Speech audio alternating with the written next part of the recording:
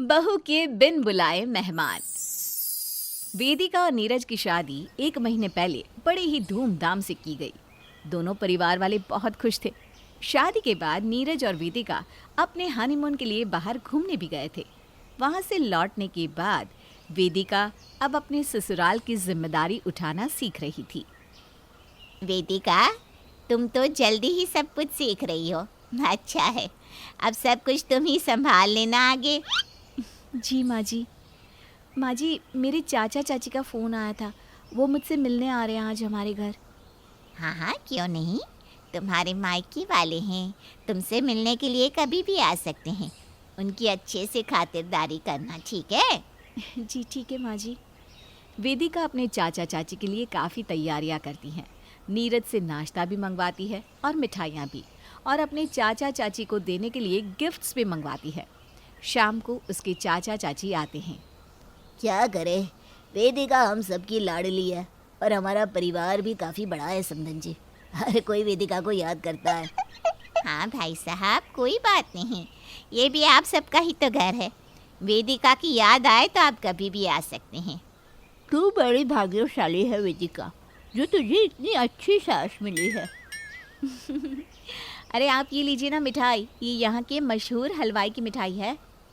वेदिका के चाचा चाची रात का खाना खाने के बाद चले जाते हैं।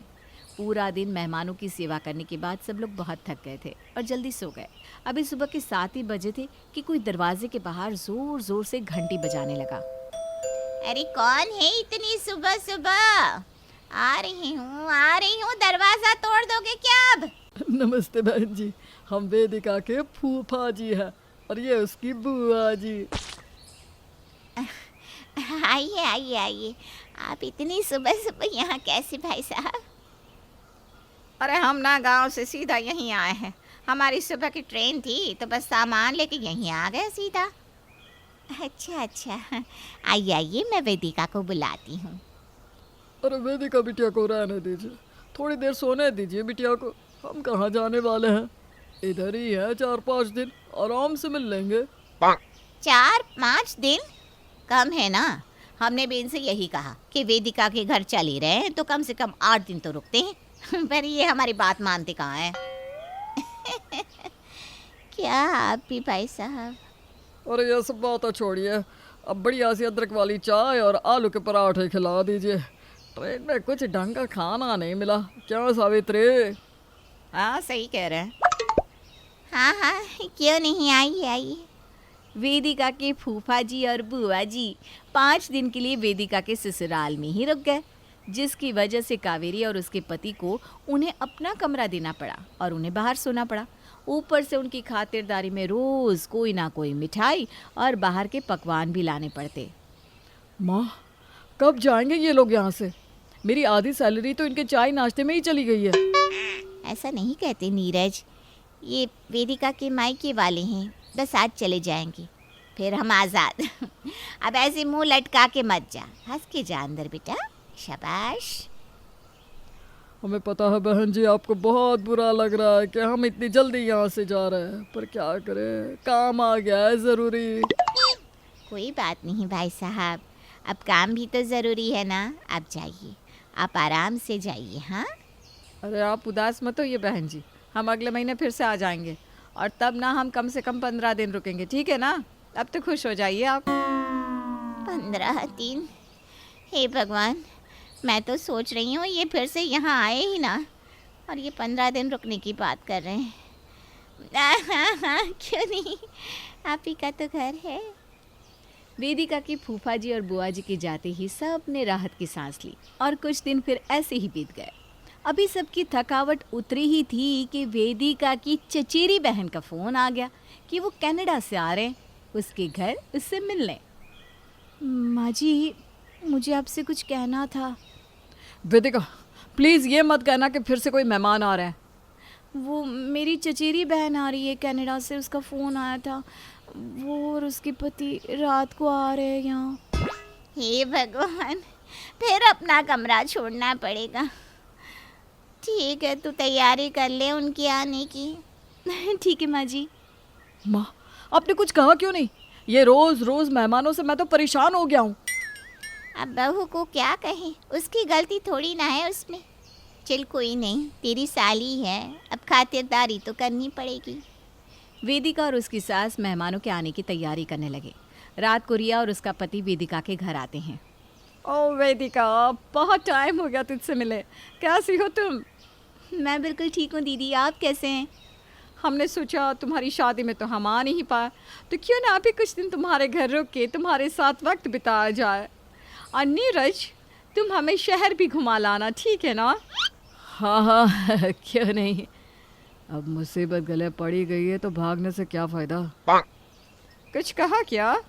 मैं कह रहा था कि आपको कोई मुश्किल नहीं होगी, मैं आपको अच्छे से घुमाऊंगा शहर। रिया और उसके पति की कनाडा के स्टाइल के रहन सहन की वजह से घर में सबको दिक्कत हो रही थी, पर अब मेहमानों को कोई कह भी क्या सकता था।